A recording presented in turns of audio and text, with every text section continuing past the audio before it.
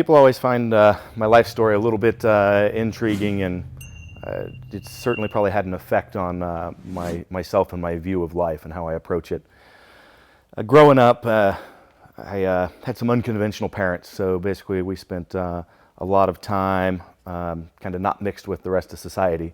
So a lot of living in the woods, living out of tents, and I would say by the time I got out of high school, we were homeless probably about half my life, and so definitely a little bit different. And you know, at that point, it was learning to really, for me, like engage with society like a normal person, because I didn't have as much experience with that, and still some other challenges to overcome. So I got a full ride academic scholarship to go to school so I could get myself through school, and you know, things weren't good at home, so I ended up taking custody of. I had 3 younger sisters, and I needed to take them out of that environment. So I ended up, while I finished my engineering degrees and my MBA and worked and all that stuff, I took custody of my 3 sisters and raised them through to when they were adults. And you know, it's allowed me quite a bit of perspective on life. I've seen a lot. I've been very successful in everything that I've done, and so I've seen a pretty broad spectrum of both people and life, and that's a great benefit to me, I guess.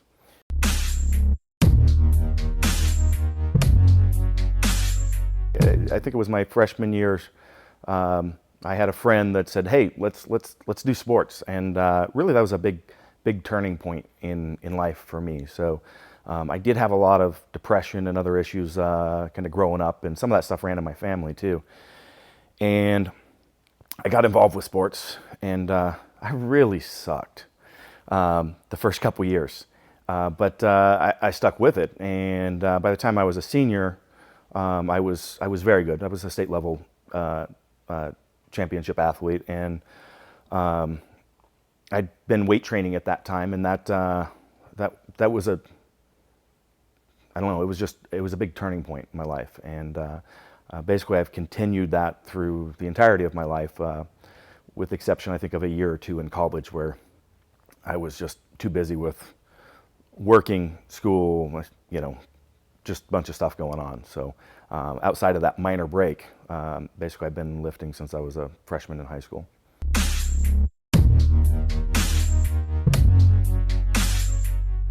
I can't deny the fact that it probably has had an impact on me, but at the same time, my philosophy and how I live life is about living in the moment, living in now, because that's what defines you. And you know, certainly, you know, my choices and having been through tough times, I can look at a lot of things and go, I've been through something tougher than this.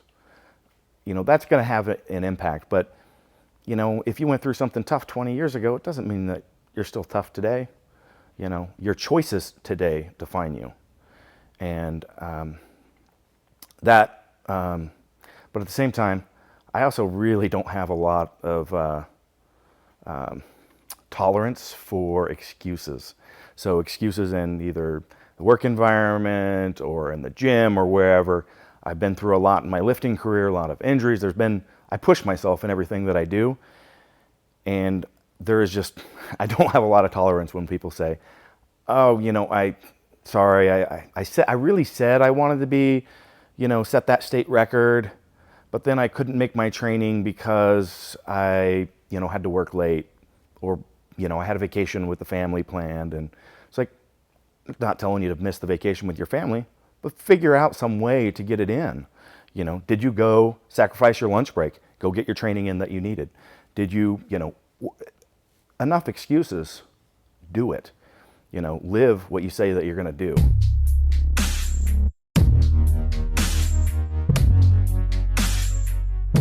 Yeah, so I've got a bachelor's in manufacturing engineering, and I graduated, I think, with the highest engineering GPA when I got out of college, and I was working on my second engineering degree in mechanical engineering, but I was already working full time as a production manager in a manufacturing facility at the time, and I really realized I think I was in my last term. I had 11 credits, and I was halfway through, and I'm like, I'm never going to be an engineer for a living. So at that point, I actually dropped. I never finished my dual major. Basically did all the work, but never finished that. And then I moved on to get my master's in business because I saw myself kind of growing in that. I really found that just like coaching in the gym, I really found that I liked coaching people.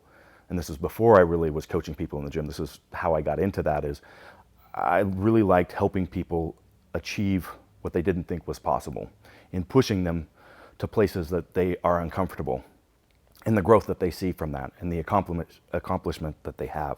So that's really been, I guess I probably learned more on that side, but it's non-school related. Just that's been, through my career and professional development, is how to do that, how to extract that stuff out of people and get them to do things that they only dreamed of accomplishing.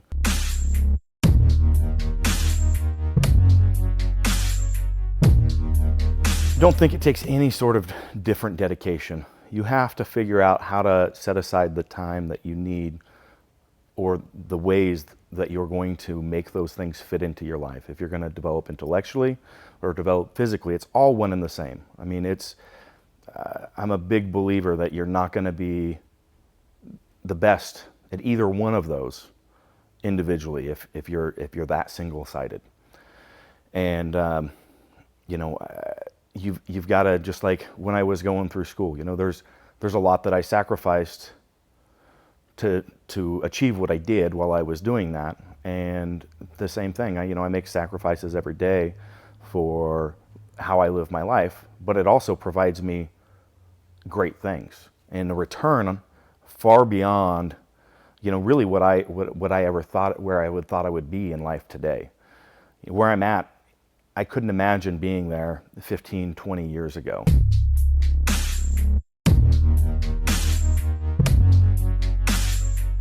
I get to do everything that I want to do. Does that sound bad? I've got a wonderful wife, 2 beautiful kids, and we've got a good life together. I've got work that I love doing, and I've got my playland. So I have Elite Performance Center in Portland, Oregon. It's basically my dream gym.